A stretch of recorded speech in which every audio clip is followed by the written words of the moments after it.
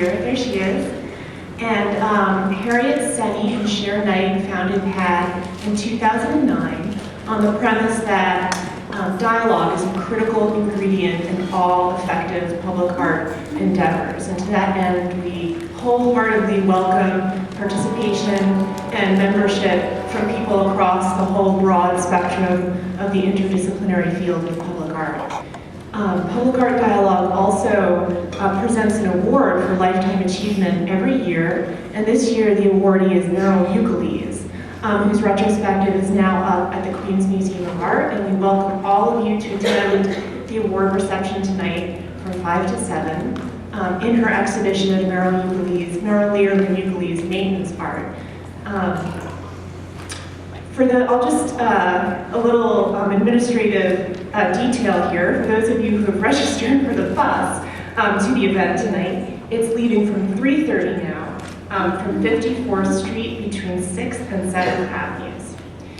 There's a terrific interview with her in the current issue of the PAD newsletter, which just launched, so if you haven't read it, please go to the PAD website and look at that. PAD also publishes a scholarly journal, which puts out 2 issues every year. And in addition to articles and reviews, there are original artist projects in every issue, and that's a benefit of membership. So please do consider joining PAD, and if you're already a member, don't forget to renew. So the dialogue is really, of course, what we make it, and PAD relies on all of us to generate ideas and questions about public art.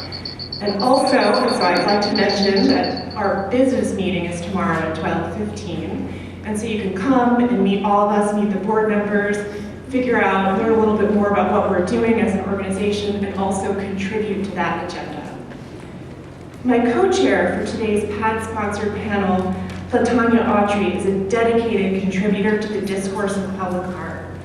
Tanya Autry is the Marcia Brady Tucker Senior Fellow in the Department of Modern and Contemporary Art at Yale University Art Gallery, where her exhibition, Let Us March On, Lee Friedlander and the Prayer Pilgrimage for Freedom, opened just last month, and it's on exhibit at the Yale University Art Gallery through July. Tanya is also a PhD candidate in the Art History Department at the University of Delaware, where she studies art of the United States, photography, and museums. Her dissertation, The Crossroads of Commemoration, Lynching, Landscapes in America, analyzes contemporary memorials to lynching violence. She's also co-founder of the Art of Black Dissent, an interactive dialogue-centered pop-up exhibition. Consider joining PAD, and if you're already a member, that'll guide you here. So the dialogue is really important for what we make it. And PAD relies on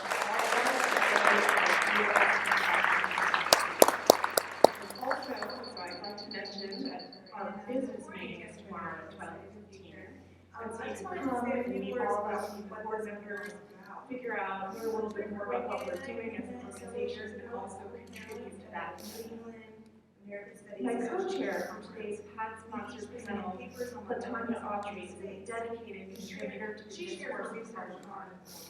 Tanya Autry is the Marcia Brady Tucker Senior Fellow in the Department of Modern and Contemporary Art at Yale University Art Gallery, where their exhibition, Let Us March On, relationships between race and freedom, opened just last month, and it's on exhibit at the Yale University Art Gallery. As a public outcry grew in response to what seemed to be basically a nonstop stream of cases of police brutality. As probably all of you know, at this time people began to circulate photographs and video footage on social media networks of numerous violent and often lethal encounters people of color experienced at the hands of police officers. The assertion Black Lives Matter that community organizers Alicia Garza and Patrice Fuller created in 2013 after learning of the acquittal of George Zimmerman, the killer of Trayvon Martin, became a rallying cry and a growing social movement in 2014. While many of us recall photographic and video images of attacks, killings, mass demonstrations, and uprisings from communities including Ferguson, New York City, Baton Rouge, Cleveland, Baltimore, Minneapolis, Charleston, and other cities, artists have employed various creative moves as they engage this difficult subject matter.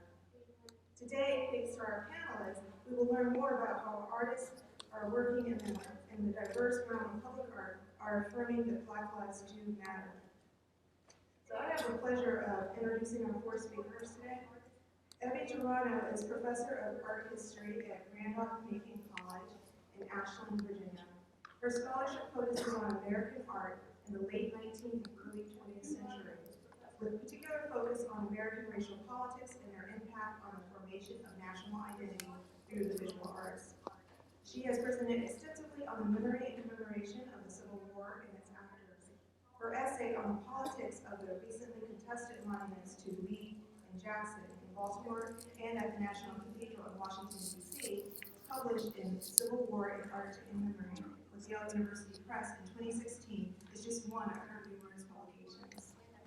Our second speaker today is Arielle. Arielle Julia Brown, a cultural producer, theater practitioner, and curator, is also a graduate fellow with the Center for the Study of Slavery and Justice and the Center for Public Humanities and Cultural Heritage at Brown University. There she explores how cultural institutions and art initiatives can facilitate social justice and cultural equity through the presentation of work by artists from Africa and the diaspora. In addition to her various projects, she is the founder of the Love Balm Project, a workshop series and performance that she will actually talk about today. Also, Arielle is currently an associate producer of programs at Autry. Christopher Metzger, our third speaker, is an artist and educator who earned an MFA in photography and digital imaging from Maryland Institute. Excuse me, I lost my voice at the Women's March today. It's so hard. Christopher, he earned his MFA in photography and digital imaging from Maryland Institute College of Art. As a full-time faculty member at Stevenson University, he teaches computer graphics and digital photography, with a strong focus on both the practical and theoretical use of technology by artists and designers. Christopher's research ranges from hip-hop culture and African-American art to social and mass media. His personal work frequently deals with themes related to race, class, and identity. He examines these broad ideas through both an historical and contemporary lens. Aaron, poet and fiction writer Aaron Counts, is the program director and lead engagement artist for Creative Justice, which uses art as a tool to combat the number of youth we lock away in jail. He is a teaching artist with Seattle's Writers in the Schools program and the author of the poetry collection Strange Tongue Names and the empowerment curriculum Reclaiming Black Manhood. Aaron holds an MFA from the University of British Columbia. So these are our speakers for today.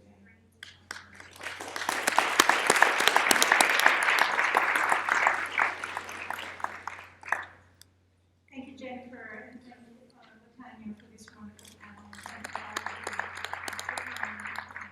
to share some ideas with us. The recent aggressive resurgence of the Confederate flag and its ubiquity in the contemporary Southern landscape underlies its sectionless political and social implications. Its signification is not monolithic. For some Southerners, it stands for resistance to Northern authority and is a reminder of both the loss of political sovereignty and of the loss of life. Paradoxically, for African Americans, the flag resonates equally as a powerful referent to intimidation, exclusion, tragic violence, and martyrdom. As John Costin noted, quote, any realistic and practical solution to the flag wars must accept the inevitability of the Confederate landscape of flag as part of America's cultural landscape, end quote. Economic and cultural disenfranchisement among poor and marginally educated whites fostered the enthusiastic embrace of this contested symbol from the 1940s through the 1960s. Similarly, a distinctly martial attitude is employed in our own time to extricate meaning from this historical context of the flag in order to argue for or against contemporary realities. Sesquicentennial celebrations of the Civil War from 2011 through 2015 brought to the forefront both vigilant defenders of Southern narratives, but also vocal detractors operating in an increasingly contentious political climate. Although the Confederate flag was taken down from the State House in Columbia, South Carolina in July of 2015, in reaction to escalating racial violence, it has since become increasingly commonplace in the daily Southern landscape, sustaining the most vocal political and cultural dissent among its supporters. Concurrently, it has activated responses among African American intellectuals and artists in particular, who are intercepting and subverting its authority, seeking to reclaim what Tanya has defined as, quote, Black representational space in memory, end quote. It is with this militant activist environment that participatory art in the work of Sonia Clark and John Sims, among that of many other contemporary artists, capitalizes on political and social temporalities to expand the dialogue, engage the population in discourse, not only of the historical legacy, but also of the political currency of historical symbols. Their contestation resonates with sympathetic audiences, but also brings forth a virulent opposition. For John Sims, who was born in Detroit but now resides in Florida, public participation enlarges the polemical potential of his work and is fundamental to its realization. As Mwanga has proposed, Sims, quote, is engaged in an aesthetics of unexploded ordnance, end quote, aiming to reinsert the African American probity into an obliterating narrative of national media that has traditionally minimized both the contributions but also the sufferings of African Americans. For Sims, the flag promotes, he says, visual terrorism, and although the political utility of the flag has shifted through time, its symbolism has remained constant, particularly in the South. The flag, he asserts, is, quote, almost too toxic to handle, end quote.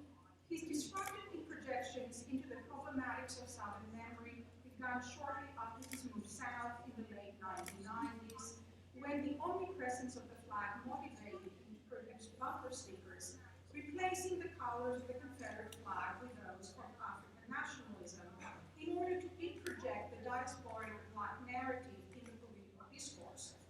The small scale, however, of the bumpers did not engender quite the same effective responses as the original, prompting his adoption of larger formats and increasingly more provocative modes of presentation. In 2002, in a solo show in Harlem, he presented a collection of colored Confederate flags, thus compromising the easy legibility of the flag, interrupting its political agency, and aiming to achieve what he defined as a cognitive dissonance. The placement of one of these recolored flags outside the gallery caused a fury of responses among local residents who could not tolerate its display in Harlem, even in its altered states. In 2004, reiterating the 1989 highly controversial exhibition of Dred Scott's What is the Proper Way to Display the U.S. Flag, Sims proposed what is the proper way to hang a Confederate flag as part of a much larger multimedia project entitled Recoloration Proclamation, the Gettysburg Redress at Gettysburg College, an ironic reference to the Emancipation Proclamation and the Gettysburg Address. Sims titled The Commons Diary both on his appropriation of the unstable symbolism of the flag, but also on the unresolved premise in Lincoln's address that there is yet, quote-unquote, unfinished work when it comes to racial inequities. Initially, Sims envisioned the flag hanging from a 13-foot gallows on the lawn in front of the college gallery as a potent reminder of its usage in the intimidating and violent acts of the KKK. Poet Amiri Baraka had been invited to read a death warrant for the flag prior to its hanging. Alerted to the forthcoming exhibition, which the college promoted under the headline, quote, Artists to Lynch Confederate Flag at Gettysburg College, Confederate groups and the KKK initiated a barrage of protests, and more than 10,000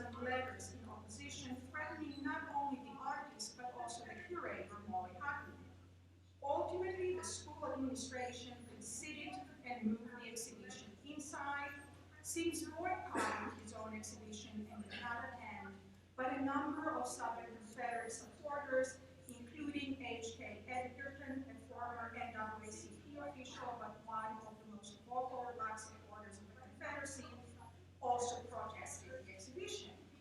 Wishing to amplify his message and to interject an oppositional voice to the commemorative activities related to the Civil War sesquicentennial, Sims on Memorial Day in 2015 issued a call to artists, poets, and community organizers in 13 southern states to participate in a delayed cremation and burial of the Confederate flags. In each of the burnings, participants were also invited to express their sentiments towards the flag and party. Then, on July 4th, 2015, as racial violence escalated at the national level and in response to the Black Lives Matter movement emerged, Sims organized the burning of Confederate flags across 50 states and himself presided over the burning of paper Confederate flags at the Capitol in Columbia, South Carolina. As Sims remarks, he intends, quote, the burning and burying as a national ritual for the remembrance of all the fighters for social justice and the resolve to confront the toxic symbols that have shaped our history, culture, and politics around what it means to be in America of slave descent and be free. Against the confrontational tactics of Sims, Clark's perspectives are much more nuanced and even at times conciliatory. The Confederate flag features prominently in her work, although not always intact. In her Black Hair flag of 2010, black threads in imitation of black cornrows are threaded through the flag, thus forming an American flag, revealing the historical effacement that African Americans have suffered. What clearly unites the work of Clark and Sims is their contestation of the sanctity of the symbol, but also the acceleration of the rhetoric of the work through invitations to collective participation. Clark, a textile and fiber artist and the chair of the Material Arts Department at Virginia Commonwealth University in Richmond, began unraveling the Confederate flag on April 9, 2015, concurrently with commemorative activities on the Civil War throughout the Old Dominion. The date for the inception of the project marked the memorialization of Robert E. Lee's surrender to Ulysses S. Grant, signaling the end of the war. As racist violence proliferated in the summer of 2015, Clark initiated a participatory performance at the opening of her show at New York's Mixed Breed Gallery, during which attendees, including Lowry, Stokes Sims, Columbia law professor Olatunde Johnson, artist Daniel Simmons, unraveled thread by thread a Confederate flag, thus compromising its material integrity, challenging its ideological authority, and exposing its signification as a referent to racial oppression, exploitation, and unification. At the conclusion of the communal performance, the lower portion of the flag lay threadbare, while alongside it on view were 3 piles of threads, red, white, and blue, from a completely unraveled flag, thus alerting the audience to the ambiguity of color symbolism. In her choice of a thickly woven cotton flag meant to endure, Clark referenced the endurance and the persistence of racist ideologies that have sustained Confederate symbols for more than 150 years. The handling of the cotton memorialized the brutal toil of the enslaved in an exploitative economy that backed southern and often northern economies. Although acknowledging that this is an irritating symbol of oppression, Clark, who insists that her intent is not to rip, but rather to unravel the flag, is also seeking to move towards resolution. She complicates the narrative further by inviting both black and white audiences to the unravelings. As she has noted, quote, there is a burden of prejudice and legacy of racial injustice, but there is also the burden of guilt. There is a lot of space between those things, but they are both burdens. I think that there is poetry in what we are doing together. There is a little bit of, well, we are picking cotton together, end quote.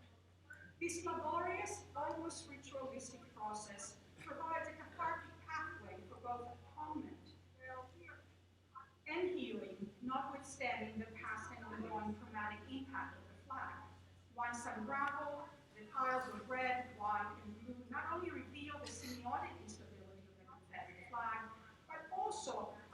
its audiences to its resemblance to an equally Palestinian symbol, the American flag, which of course has been contested in the work of African American artists since the 1960s. The reaction to the unravelings has been so vociferous that Clark noted that, quote, people were really hateful in terms of the responses to the work, as if by taking a flag apart, thread by thread, this was tantamount to killing an already dead ancestor. For advocates of the flag, its radical alteration in the hands of the Black parties not only demystifies its authority, but also destabilizes its supremacies in supervisory politics. Historically, the Confederate fallen commemorated in impressive monuments, as in Richmond's Monument Avenue, stood ever vigilant over the southern landscape on top of tall pedestals, affirming racial supremacy and exceptionality and reinforcing racial segregation. The authoritative gaze of these statues, often accompanied with Confederate flags, function almost as an alternative version, I propose, of Jerry Bentham's panopticon, enforcing not only racial hierarchies but also the surveillance of African Americans when Jim Crow laws and residential segregation increasingly limited their movement in the city of Richmond and elsewhere. Confederate flags of immense size, hoisted currently on massive flagpoles throughout the South, in areas with strong and painful civil rights history, as here in Danville, Virginia, I argue, function exactly the same way as historical reminders of intimidation and brutalization, aiming to control counter-narratives. At the very height of the Confederate commemoration frenzy in the 1890s, John R. Mitchell, the founding editor of the Richmond Planet, the city's black newspaper, excoriated Richmonders for proliferating messages of white supremacy and black subjugation through the monumental commemorations of the Confederate heroes, and prophesied that there would be a time when the black men who built the monuments would take them down. Reiterating this imperative in June of 2015, author Tanya Coates challenged authorities in South Carolina to have the moral turpitude to take down the flag. Take it down, he urged, and drive out this call of death and chains. Similarly, I proposed that interventionist practices in the work of Sims and Clark, among those of many others, contest the function of the Confederate flag as a benign symbol of Southern heritage, exposing instead its incendiary politics both in the historical context and in our own time. Thank you.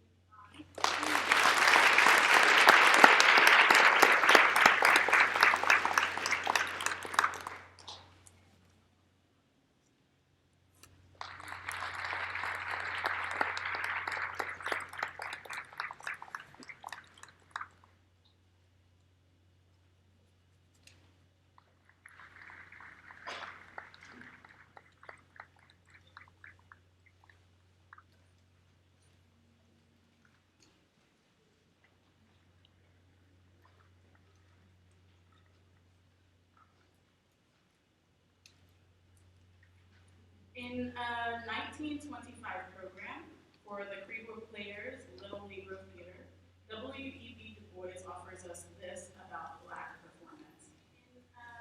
The plays of the Negro Theater must be, one, about us. That is, they must have plots which reveal Negro life as it is. Two, by us. That is, they must be written by Negro authors who understand their birth and continual association, just what it means to be Negro today. Three, for us. That is, that theater must cater primarily to Negro audiences and be supported and sustained by their entertainment and approval. Four, near us. The theater must be in a Negro neighborhood, near the mass of ordinary Negro people. Du Bois's questions about black performance, its relevance to black life, and proximity to black neighborhoods and spaces of engagement are questions that black performance artists and theater artists alike have been asking in perpetuity. In the United States, we draw these questions back to the work of the African Grove Theater, here in New York City, founded in 1821, the nation's first black theater engaging both enslaved and free audiences, making space for joy in Black storytelling. The earliest Black play for which we currently have a script is The Great Escape, A Leap for Freedom by William Wells Brown, written in 1858. It was a publicly performed abolitionist play that leveraged several aesthetic devices and tactics to the end of Black freedom. In the early 20th century, Du Bois worked relentlessly to publish Black political plays, including the first anti-lynch play, Rachel, by Angelina Wilburn Key. In response to Thomas Dixon's The Klansman and tireless research of Ivy Burnett, Rachel launched the lynching play genre in which many Black politically minded playwrights of the period situated their work. In Strange Fruit, plays on lynching by American women, Judith Stevens and Catherine Perkins look at the characteristics of lynching dramas by women. Of these characteristics, Stevens names 1. An environment of daily routine. 2. An alternative medium, music, poetry, and prayer. 3. A women's telling of events. Rooted in the questions of Black proximity and the traditions of lynching drama genre, Black site-specific performance in the contemporary movement for Black lives works to document and represent the realities of anti-Black racism against Black bodies. Today, instead of publishing plays in dialectical spaces like The Crisis, Black public performance artists and creative producers who support their work are looking to bring the conversation directly to the daily routines of the streets through the tactics of both disruption and communal witnessing. Black site-specific performance also engages alternative mediums, leveraging several aesthetic modalities in storytelling. Here we'll discuss 3 Black political site-specific works: Our Hollow Ground, a project of the Love Bomb Project, The Double Back, and Black Spatial Relics, all of which I developed in solidarity with the movement for Black lives and the structural opportunities and models they offer to artists looking to similarly intervene in public spaces and environments of daily routine. The Love Bomb Project, Our Hollow Ground. The Love Bomb Project is a performance series and workshop rooted in the testimonies of women of color who have lost children to systemic violence. I launched the project in Atlanta, Georgia in 2010 at Seven Stages Theater, not long after my childhood friend, Oscar Grant III, was murdered by a police officer in Oakland, California. The Love Bomb Project endeavored to center healing justice through the affirmation and public witnessing of these women's stories. Between 2010 and 2013, I facilitated workshops for mothers in Atlanta and Oakland, California. Centered on the testimonies of 6 Bay Area women, we produced our work in theaters and performance spaces throughout the San Francisco Bay Area. However, we quickly found limitations as we sought to engage communities most proximate to the young people who have been murdered. These people were not meeting us in theater spaces, so we decided to go where they were. In response, we launched a program called Our Hollow Ground. Our Hollow Ground, developed in 2013, was a series of site-specific performances, including prayer, ritual, community discussions, and art making, based on testimonies that took place in the spaces where these young people had been murdered. These spaces included train platforms, the front porch of a mother's house, a nightclub, the front yard of a Catholic church, the sidewalk of a newly gentrified neighborhood. These performances brought out these youth's high school friends, church members, organizers, and other community members who failed to reach in traditional performance spaces. In the case of Brenda Grisham, a member of our collective, whose son was murdered on her front doorstep. A performance of her testimony was followed by a public percussion session. As her son was a musician who began performing on pots, pans, and lampshades as a toddler, we took to the street of her neighborhood and played these items in soulful solidarity with the public memory of her son, and in the hopes that that neighborhood had for itself.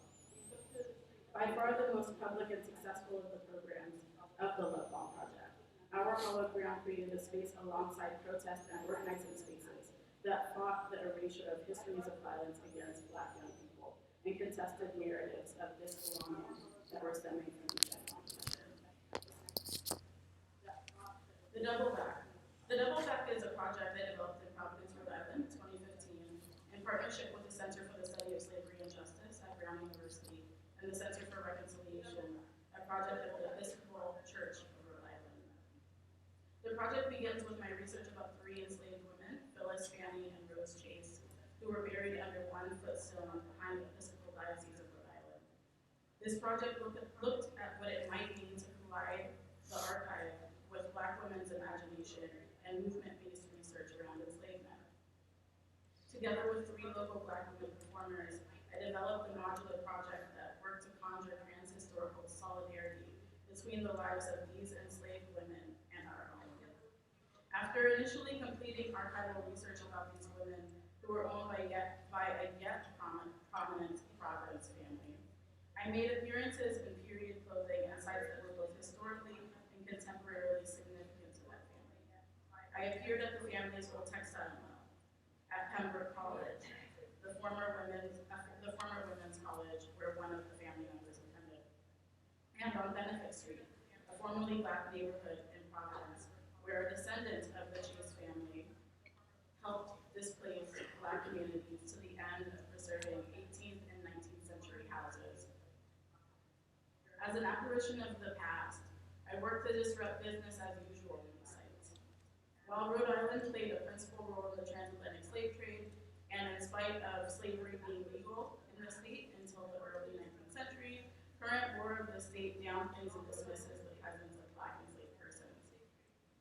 The final performance installation of this project took place in 2016, where I and 3 Black women performers developed a performance at the gravesite in memory of these women. The performance pulled together a remixed recording of the texts and records I found of these 3 women in archives around the state of Rhode Island, alongside ritual songs and gestures. The performance concluded with a witness-driven conversation about the culture around remembering slavery in Rhode Island and the capacities of performance in that remembering.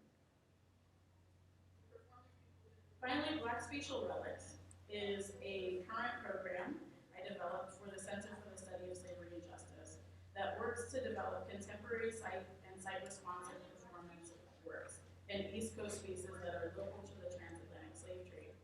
Black Spatial Relics works to collide contemporary Black justice issues with the histories of the slave trade in order to contribute to a continuous regional identity of the Eastern Seaboard as a site of violence against Black people. Black Spatial Relics regional and local foci come from the research of the Middle Passage Ceremonies and Port Markers Project, a project that looked to commemorate ports of entry for slavery ships during the transatlantic slave trade along the Eastern Seaboard. After a national call for proposals, we selected 2 projects to support. In the selection process, we were most interested in emerging and mid-career artists as fresh voices who have both incorporated histories of slavery into their work, but also have active practices that are based in engagement with the movement for Black lives. We also required the applicants apply with a local partner institution who would be able to support the further development of the performance work beyond the Black Spatial Relics residency program. The Black Spatial Relics residency program will culminate in a series of performances at Brown University in the spring of 2017. This programmatic tenet of community partnership allows for a porous dialectic between local artists and public historians of slavery in Providence, Rhode Island, and Brown University, as well as with the cities in which these artists situate their work. Black Spatial Relics is currently supporting the development of 2 works by artists based here in New York City and in New Orleans, Louisiana, respectively.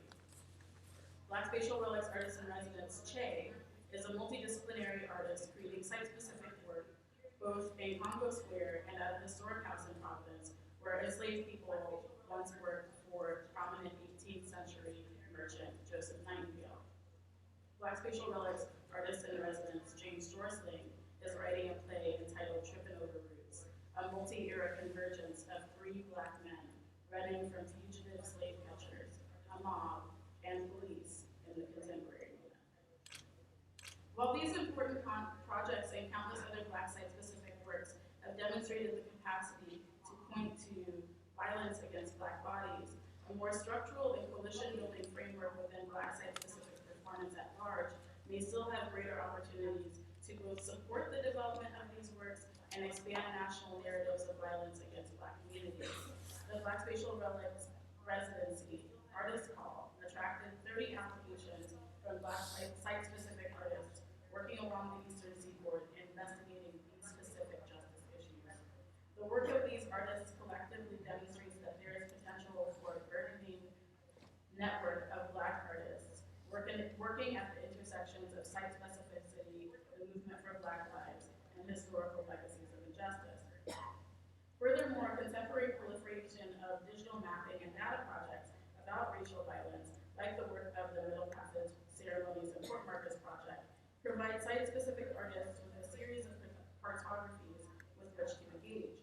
These mapping and data projects include, but are not limited to, the Equal Justice Initiative's Lynching in America report, which outlines locations and data on lynchings in the southern United States. The Periwinkle Initiative, which is a database that maps the location of slave burial grounds. The Mapping Violence Project, which tracks and maps racial violence in Texas in the early 20th century. And the Mapping Police Violence Project, which looks at state-sanctioned violence and officer-involved shootings of Black people throughout the U.S.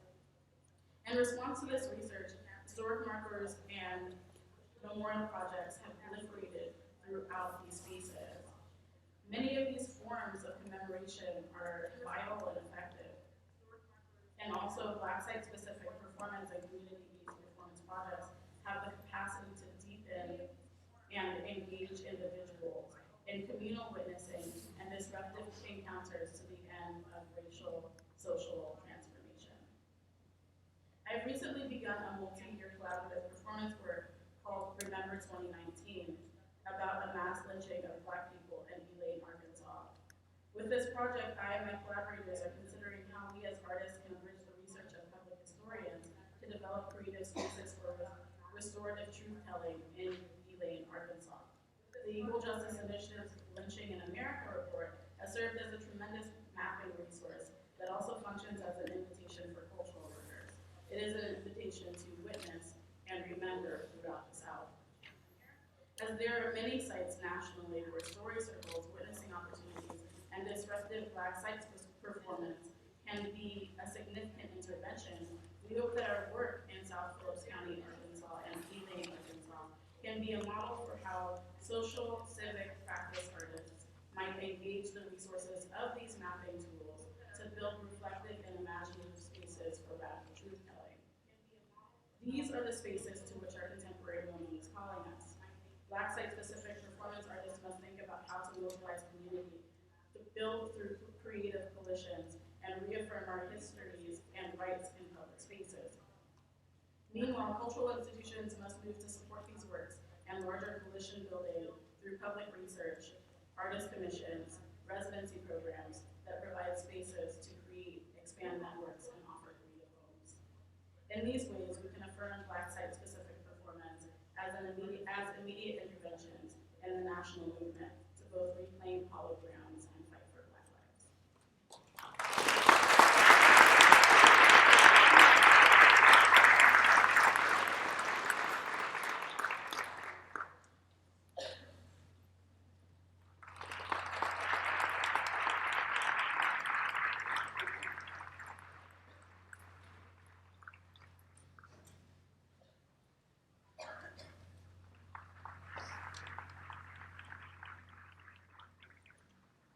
Good morning. I'll be presenting a project that I did for my students at Morgan State University in 2015. But before I get into the project, I want to put the project into context about what was going on in Baltimore at that time.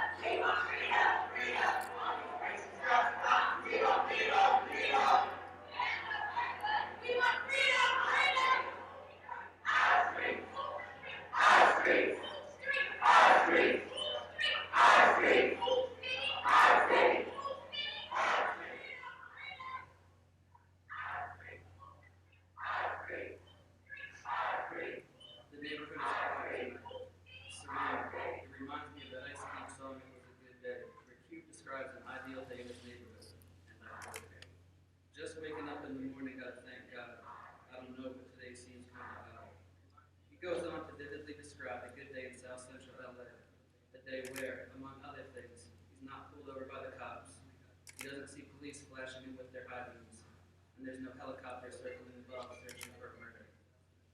Helicopters were a common sight when I lived in West Baltimore, but tonight I find myself here, over east, slouched on the couch, scrolling through my Instagram feed. My 1-year-old son Zion plays on the living room floor, and my wife Rakisha is glued to Facebook. Social media is popping off tonight. You wouldn't know it from the scene in our house, or in the surrounding neighborhood, but Baltimore is hot right now. My eyes shift from my phone to the television. National journalists and media outlets began flooding the city a week ago. A continuous loop of Baltimore plays on our screens. Protesters, activists, students abandoned by public transportation throwing rocks at police, police officers throwing projectiles back at students, a car engulfed in flames, a burning CVS, and thanks to a Fox News affiliate in Memphis, a photo from the 2014 Venezuela riots, posted with the headline, "Baltimore in Flames." Fake news at its best. I continue scrolling through my Instagram feed. An image of a man cutting across Howard Street, bandana concealing his face, spreads through my feed like wildfire. A herd of riot-geared police, batons gripped tightly in their hands in hot pursuit. A second image pops up. This one of a black police officer, eyes watering, pierces my soul. The photographer is Devin Allen. There's something distinct about Allen's images. Truth. Humanity. He's not an outsider looking in, one of numerous media outlets parachuted into our city, projecting a story to the rest of the country that most don't fully understand. In real time, his images depict the events unfolding across the city. They circulate quickly, helping to control his community's narrative. Not all black people are criminals. Not all police officers are evil. People in the community have a reason to be angry. I'm going to jump back 3 months, January 26, 2015. I was in front of my students at Morgan State University, just about to begin the semester. I was presenting a lecture on social media, mass media, artists who use these kinds of media to engage communities across the world in important dialogue and conversation. The artist that I just presented, he's a French artist named JR. He began his art career as a graffiti artist, but rose to prominence by taking photographs and illegally pasting them in the street. The images that you see on the screen here are from a series that he did following the 2005 riots in Paris and the surrounding suburbs, called Portraits of a Generation. JR confronted Parisians directly. He pasted portraits of the youth impacted by the riots, often demonized in the media throughout the bourgeois neighborhoods of the city.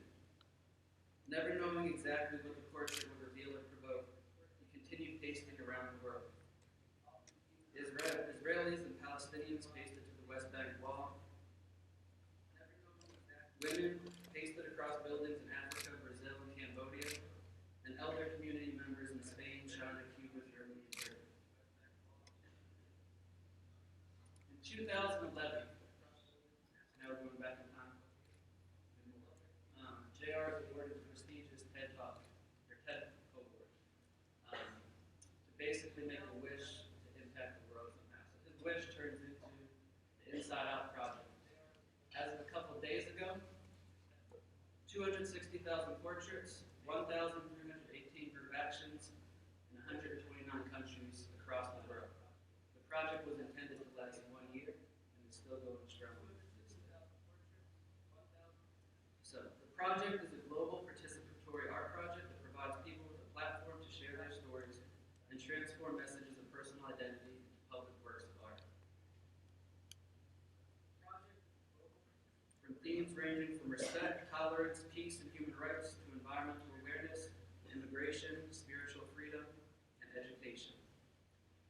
So at the beginning of that semester, we decided to embark on an Inside Out project with 2 of my classes at Morgan State University.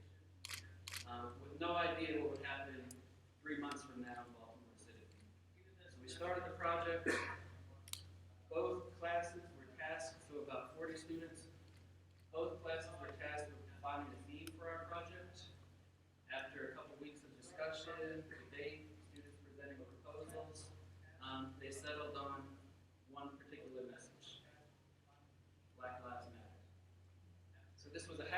to some people in the class, this was a movement to others in the class, but everybody in the class could relate. Morgan State University is one of the oldest historically black colleges and universities in the country. Has a strong history in the fight for civil rights, so we sort of looked at that history and then jumped into the topic throughout the semester.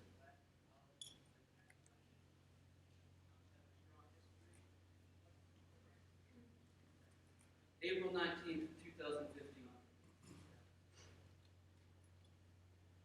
The movement had been gaining steam since its inception in 2012.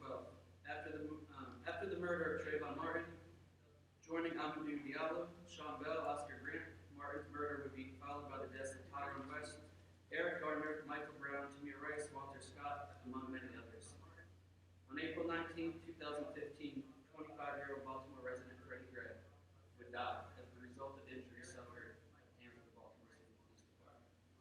A week prior to this date, Gray was arrested for no discernible reason on the streets of Sandtown, Manchester, a neighborhood in West Baltimore not far from where I live now.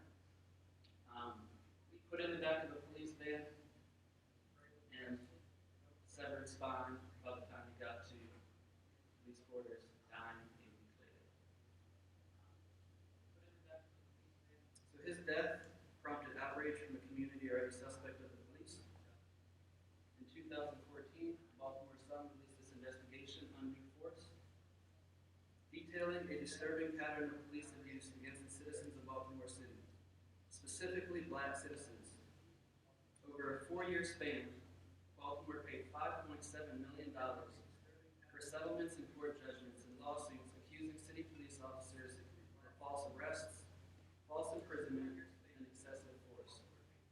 The horrifying accounts told by those on the receiving end of the abuse prove that Black Lives Matter, but in this case, for all the wrong reasons. So after defining the message, the next step was to figure out how we're going to approach the photography, how we're going to approach the portraits. There was one group of students who were in a more advanced level class, and they were tasked with this endeavor.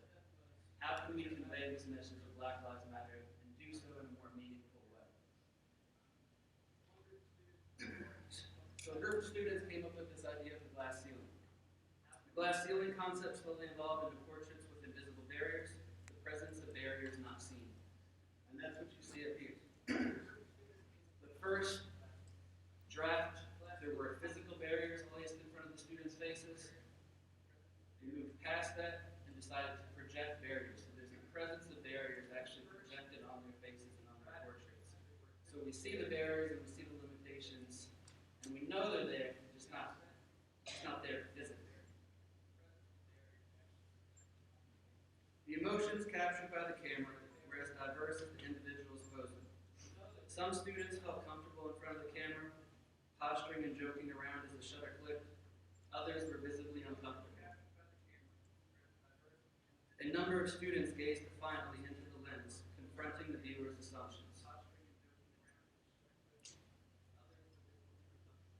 A few smiled, intentionally defying the angry black stereotype. Others wore anger on their face like a mask, only it wasn't a mask. The anger was justified.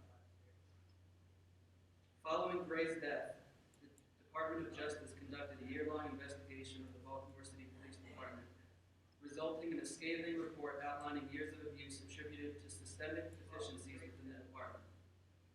Constitutional violations, discriminatory policing against the black community, rough rides, the cause of Freddie Gray's death, excessive use of force, retaliation tactics, strip searches, and the mishandling of sexual assault cases are detailed throughout the report. In an interview discussing our project, student Simone Hardy reveals that Baltimoreans tend to have trust issues because of the things that have gone on in Baltimore, specifically dealing with police. Echoing her sentiments, writer D. Watkins, in his response to the report, remarked, "Every black person in Baltimore City already knows all these things. We've been saying them for a long time."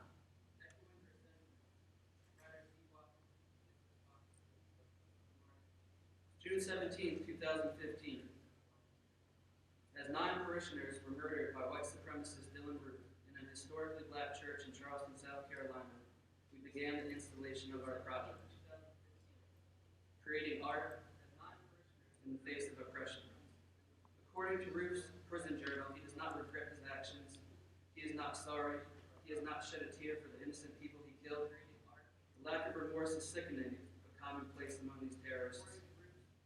It's no surprise then to hear Baltimore-based artist Paul Rucker in an email exchange with the Huffington Post writer following the election quoted as saying, "I noticed hate was a tool we used to control people through fear.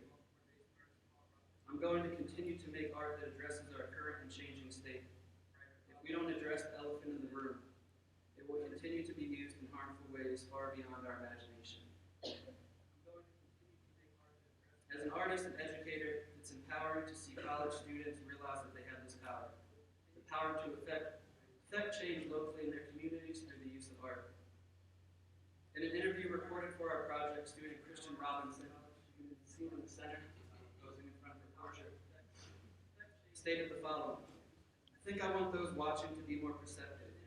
I want them to not take everything at face value. If you see a rock being thrown, why do you assume that they're the antagonizers and not a response? Maybe something has happened in this community, or has been happening in this community, and they're tired of it. It's not always delinquents or a bootstrap mentality that Black people need to do better. No, it's a final response. The civil rights movement isn't over, it just slowed down.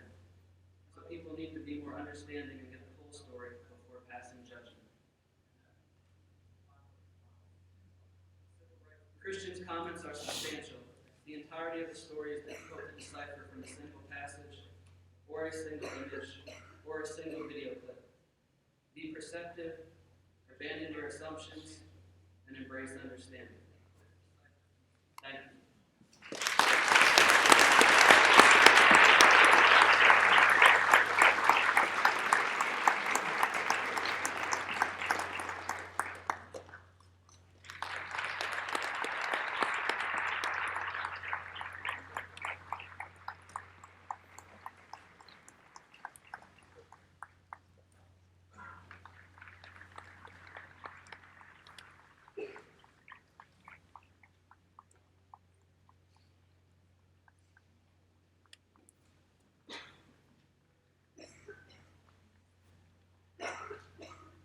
How's everybody?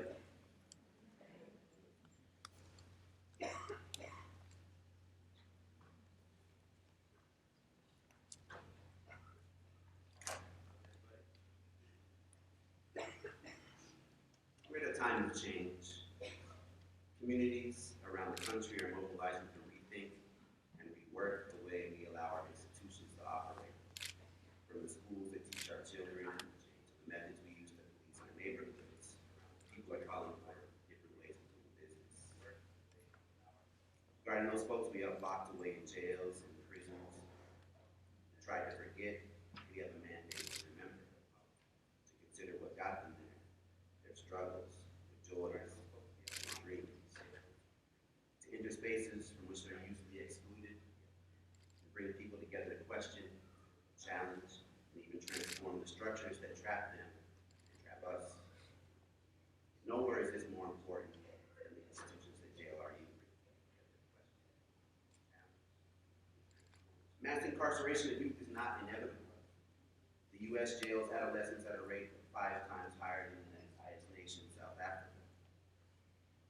Decades of research shows that wholesale incarceration of minors is counterproductive as a policy.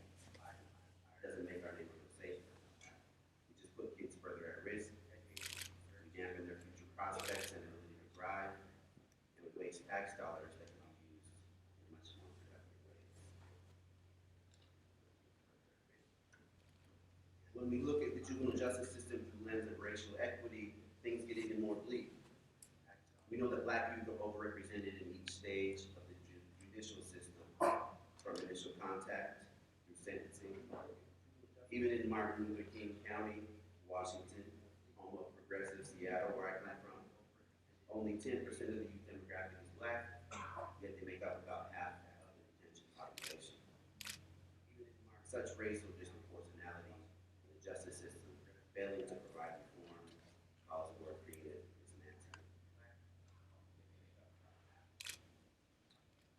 System reform should begin with efforts to repair the damage inflicted and work toward restoring youth and community to wholeness, rather than continue to address youth in crisis by starting with the question, what's wrong with them? You're better off by beginning asking what's happened to them. When we understand where the youth come from, we're better able to help them start the journey towards healing than a consideration of those realities. Successful incarceration alternatives find pathways to assess a person's skills and abilities, recognize their gifts, leverage life lessons learned through the traumatic experiences into a tool that can express themselves in positive ways. Art is a great way to do this. It allows us to speak on our stories in ways we didn't know we could, to create something interesting and beautiful, to put it into the world, even when systems usually only recognize us for those negative actions or behaviors.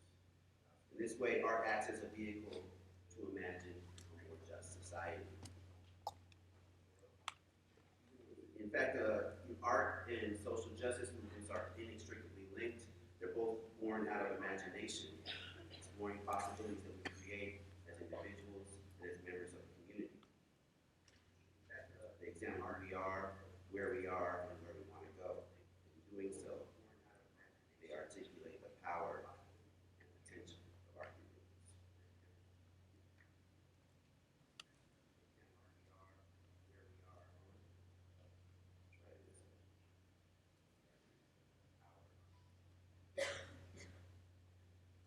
In creative justice, professionally trained mentor artists engage participants in arts learning experiences and dialogue that considers the root causes of incarceration, helping youth discover creative tools for understanding their current circumstances. In line with proven strategies that heal trauma, the role of the mentor artist is to celebrate, collaborate, comfort, and inspire. When we layer these nurturing acts with a cultural framework that arms participants with skills and insight to tear apart structures of racism and other oppressions, we can begin to rebuild community in a way that supports their wholeness. Participants in creative justice not only develop tools to avoid rearrest, but to be leaders in our community.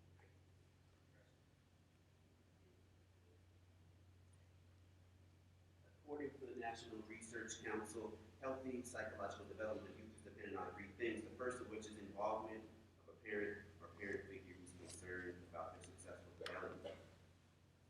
In creative justice, we look for artists, activists who come from oppressed communities themselves and can empathize with the conditions being faced by the participants. These mentors rally around the youth in crisis and work to provide supportive, positive development opportunities for them to grow, to thrive.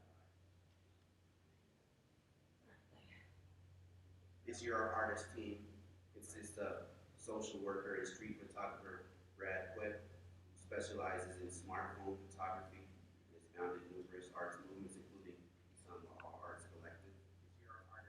We have rapper, chef, and cabin games recording artist Silas Black, one of Seattle's most acclaimed MCs. His community-centered approach to making hip-hop comes straight from the Each One Teach One school of thought.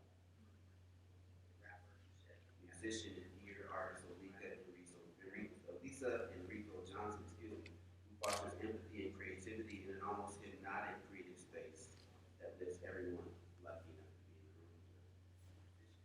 Those three join me, a writer and former gang intervention counselor. We have case manager Nikita Oliver, a poet, community organizer, and lawyer. Community builder Heidi Jackson, who's here with us in the front row. She manages the project for culture and serves as support and liaison to between the agency and the artist team. And then rounding out the team there in the center is Rauschenberg Foundation artist as activist fellow Shantina Vernon, who offers curriculum support and trauma-informed trainings for the youth.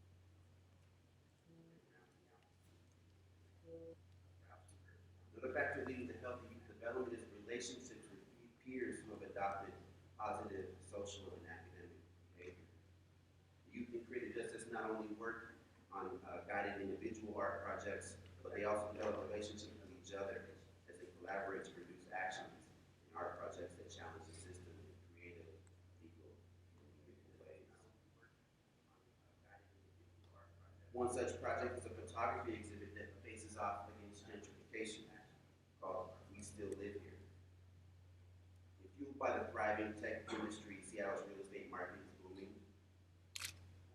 Gentrification is driving working class families further and further from the city's core. But the issue is much more than a discussion about dollars and cents. It's about the future of our area, its character, and its aesthetics, and how those are determined in its diversity or lack thereof. Families being displaced by gentrification are real folks, attempting, like all of us, to lead full lives. As neighborhoods change, our proximity to community may be in jeopardy, but our sense of place within it is not. We still live here, conceived in the vein of artists like Martha Rosler or photographer Arielle. The youth of creative justice have staked their claim as residents of the Seattle area. Consisting of pictures shot entirely on smartphones, the collection juxtaposes images of the daily life of the artists with other images of the construction of new and changing Seattle. In many respects, a tale of two cities. The tale hasn't completely been written. These young artists are creating a new chapter, using it to be forged into history. The photo collection was first exhibited at a pop-up show at Gallery for Culture in Seattle and is currently being mounted in the community art space called Shelf Life, which is a project that invites community members to come into a storefront of a shuttered restaurant to record their memories of the neighborhood in advance of the entire block being raised in order to build 500 new luxury apartment areas.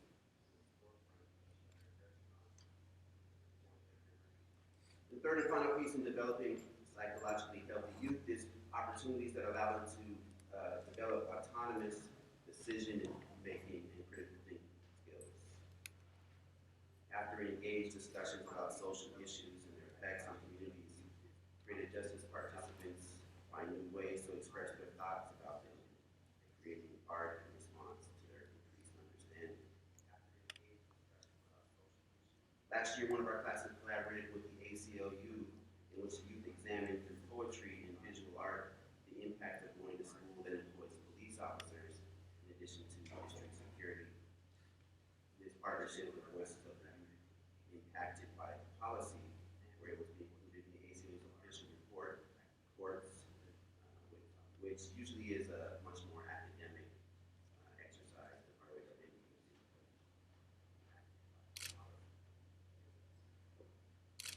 Another session, the group decided to launch a campaign they called Free the Youth, which challenged the school-to-prison pipeline with a professionally recorded song, a music video, complete with t-shirt, information, and merchandising to highlight their message that jails are not the answer to challenge crisis, but exercising the imagination as might be. At a recent Conan event, participants led the audience through a performance piece in which they reversed the power dynamic between themselves and the judges, probation officers, and attorneys that came to watch. No audience member got inside without the dehumanizing act of first being processed like a prisoner, including a mugshot taken by the youth. This is the chief juvenile judge and County getting a mugshot taken by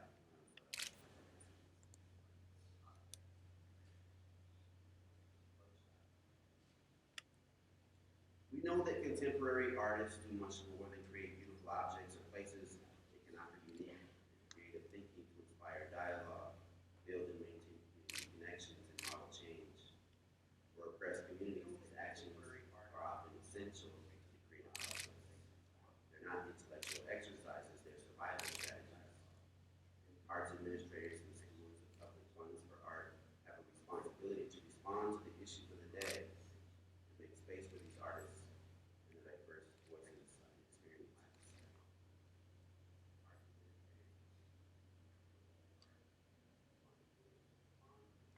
Creative justice is primarily publicly funded, supported by National Endowment for the Arts and 1% for Arts funds generated by the design and construction of a new jail, receptively named Children and Family Justice Center.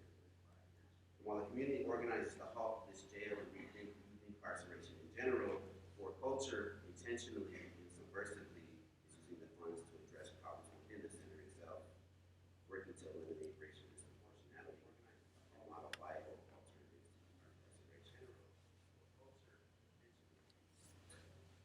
Creative justice combats injustice through art, exploring social and political implications of incarceration on communities of color. The program shows the power of artists as culture bearers, as storytellers, collaborators, and bridge builders to daylight the realities of incarceration, racism, shifting public perception, and policy for the better.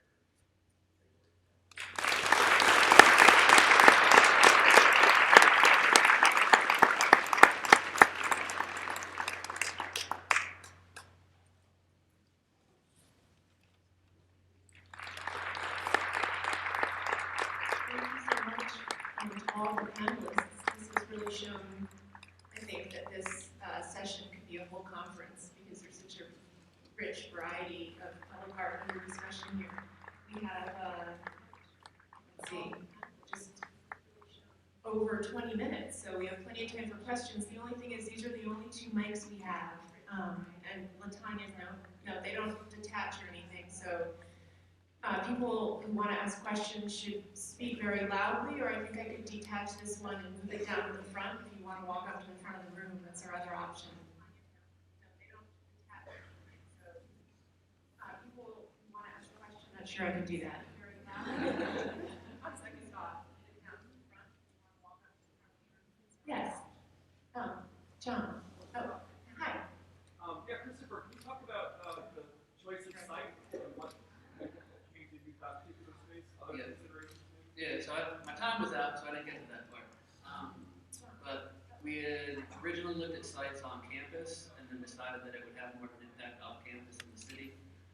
So we started to look around the city for possible sites, and a former mentor of mine who's very connected to the art scene is actually a fellow of one of the arts organizations in Baltimore. And the space that we ended up installing the portraits is now a makerspace in Baltimore. So this space had been sitting vacant. It had been through a number of phases, a mechanic shop, I think, a thrift store, and then one of these arts organizations came in and purchased the building, and they were going to be converting it to a shared makerspace and gallery space in Baltimore, but they weren't going to be doing that for about a year or so. So they gave us access to the site. We could do whatever we wanted inside the site, whatever we wanted on the outside. And the interesting thing about the site, beyond us not having to go through these sort of legal means, which I was trying to avoid at that time, it's on the outskirts of what's called the Station North Arts and Entertainment District in Baltimore. So there's a lot of discussion about gentrification in that area right now. The school I attended, Maryland Institute College of Art, is sort of spreading into this area. Johns Hopkins University is spreading into this area. And it's right on the border of what's considered the Arts District and these two other areas in Baltimore. So it ended up sort of bringing about a lot of conversations from community members about what was going on with that space. And, kind of talking to them, a year from now, this is going to be a shared communal art space and what that meant for the community.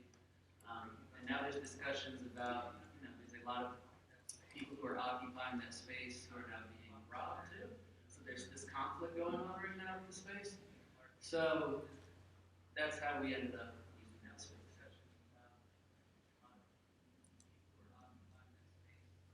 One question for you. Did you face any resistance on behalf of more or less centuries white supremacists in your campus to your project? On our campus? Yeah. So our campus, Morgan State University, is a historically black college and university. So I doubt a white supremacist. It's majority black college campus, so there was really no resistance. The department was in full support of what we were doing. Doing some of our outside decisions.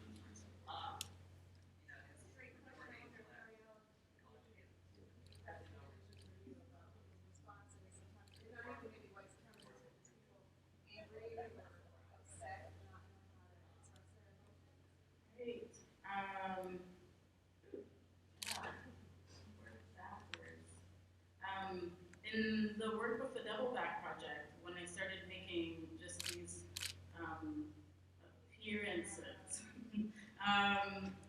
I encountered a good amount of friction, in part with our community partners. We worked with also an organization called Youth in Action, where I was facilitating tours in different, and through these different spaces that were related to these women and the people who owned them.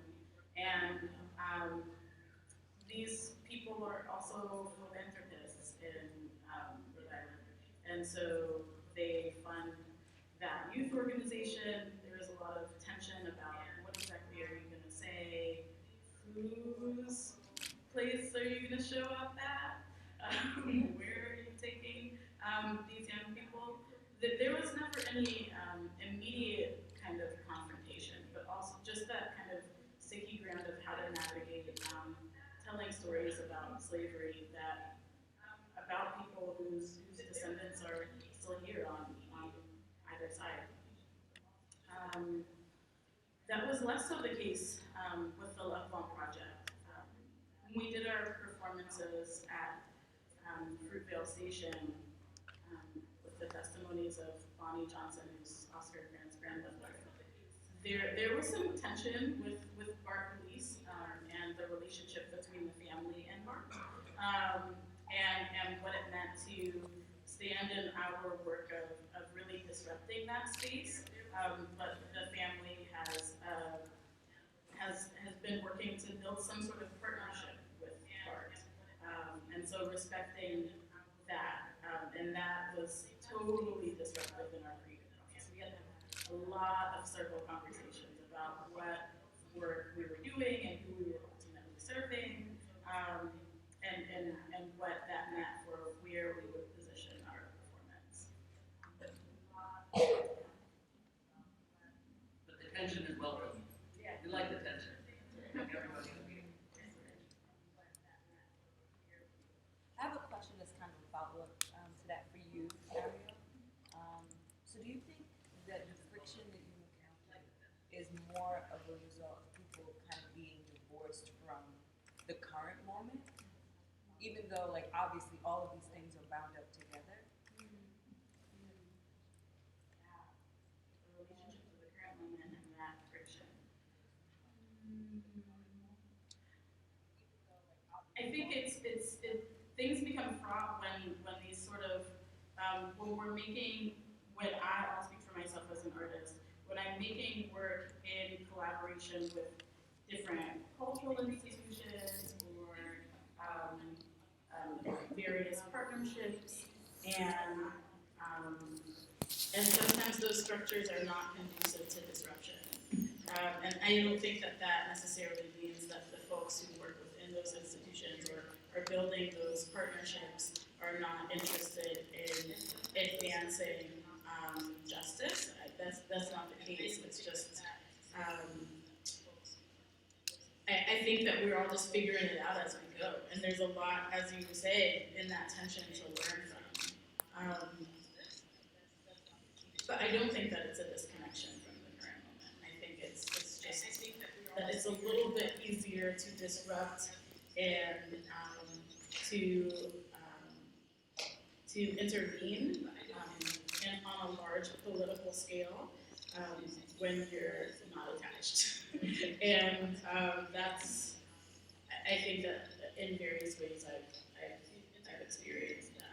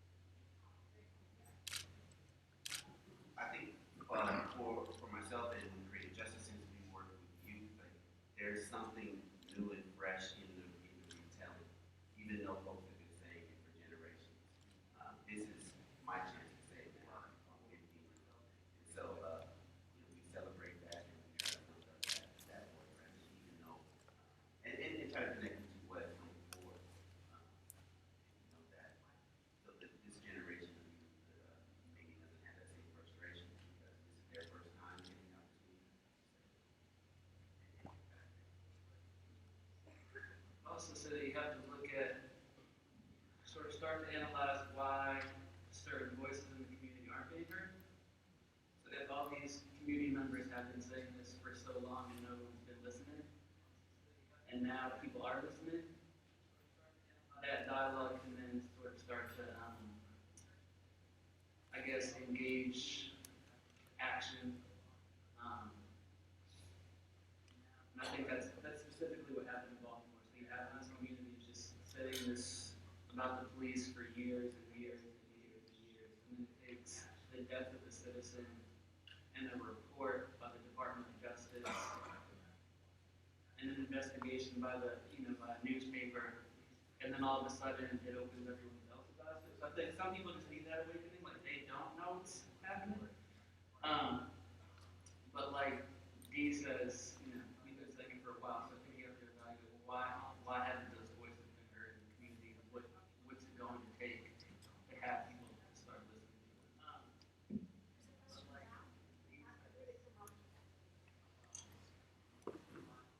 I want to thank you all for all the wonderful presentations. That presentation was phenomenal.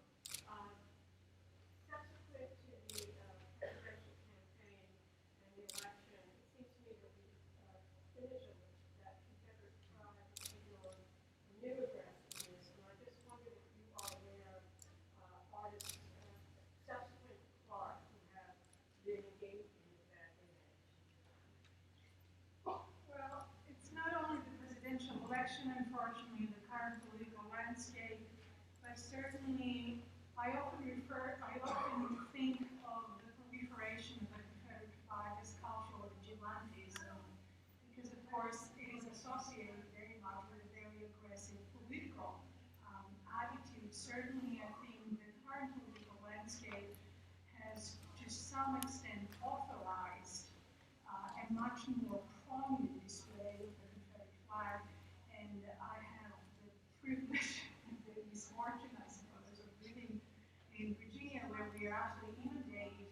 I think what has changed in terms of the supporters of the Confederate flag is that now they have become extraordinarily public, and that's why I suggested this idea of the supervisory politics of the flag, because anyone who travels the 95 south sees it just north of Fredericksburg and then 70 miles further south. Certainly in Charlottesville, just south of Charlottesville. So I think what has changed in terms of the supporters is this extraordinary prominence in the public landscape, which I think confronts anyone. And I see this confrontation very different than that with the monumental landscape, because to some extent, of course, one chooses to go, let's say, to Monument Avenue, or chooses to go to the National Cathedral, or chooses to go to the Lee and Jackson Memorial Monument across from the Baltimore Museum, but it's the ubiquity of the flag in the common landscape that is very provocative. Certainly there are a number of artists beyond Simpson Clark who have invested not so much in the Confederate flag, but certainly prioritizing the Pan-African flag as the means for a kind of oppositional dialogue. And again, that's not new either, of course, since the 1960s, Dave Collins and others have used the Pan-African flag. But I think it's a movement that is only going to intensify, particularly in the case of Sims, of course. His message has proliferated in terms of performances on the flag. So I don't know specifically of any other artists who are using the Confederate flag, but certainly oppositional perspectives on the symbolism of the flag have been persistent. And I imagine they're only going to accelerate if indeed this political landscape continues to be as assaulted. Yeah, but my question is kind of along the same lines, but maybe coming at it from a different angle. It seems that all of you are highlighting how public art can play a role in kind of pricking the social consciousness of individuals and being kind of like agents of truth in a way. And to me, we're suddenly finding ourselves at a time where people are creating what you might call alternative reality or alternative truths. And I'm wondering in your own research and your own activities in the area of public art, are you finding that it becomes maybe increasingly more important for artists to adopt a sense of social consciousness in the ways that you've outlined here, so that they become kind of like agents of truth, lest that truth be lost? I don't want to monopolize the mic. I'm only going to say that I will contest this idea of an alternative truth, considering, of course, the political landscape. I think there's only one truth. It has surfaced, and I think rightly so. But I think artists have always had the responsibility for activating a public dialogue. The difference, I think, in our current landscape is that African American artists have been more easily accommodated in art institutions than they have been in the past, and certainly there are patrons now who are very much interested in these oppositional voices. Yes, the work of Black artists. I think also to tie in this question over here too, I think that in as much as we have the responsibility to make work that is challenging, I think that this question of to what are we interested in becoming, to what are we interested in being proximate to is really important. When I make work that is about pushing up against white supremacy, the work of that is to disrupt. And when I make work that may also be about communal witnessing, the work is to come alongside and to kind of deepen our capacity to see and hold our pain. And I think that those are, that there can be intersections in that work, and there are intersections in that work, but to be really clear about that as we follow that responsibility of being politically engaged.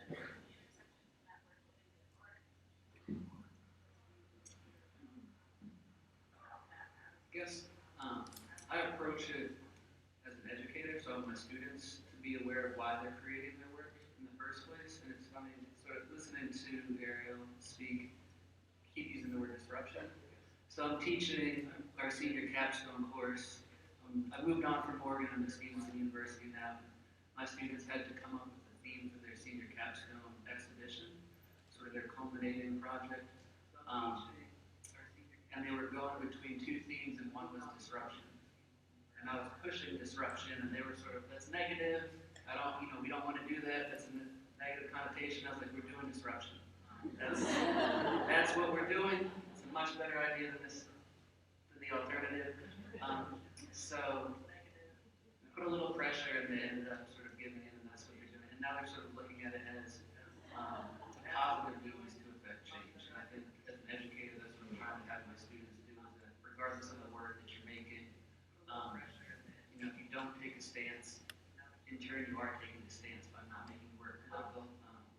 The Four Freedoms Super PAC that Hank Willis Thomas and a group of artists are working on right now, I think, really conveys artists collectively coming together and sort of engaging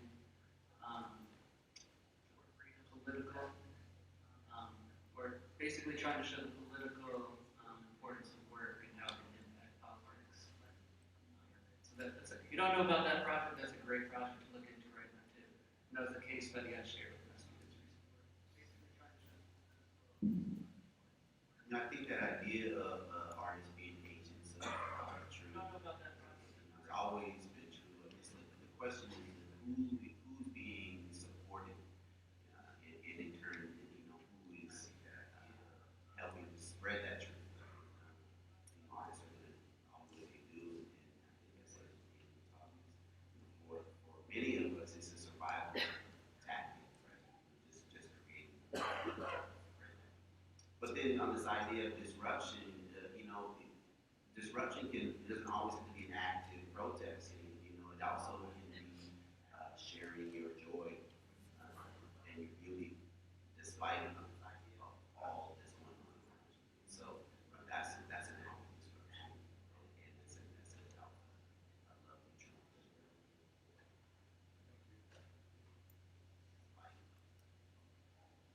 Well, we are out of time. We thank you so much for being here today and for your questions. This has been a great conversation. I know probably many of you have more things you would like to talk about, and I'm sure the panelists will be happy to talk to you briefly. But thank you for being here today.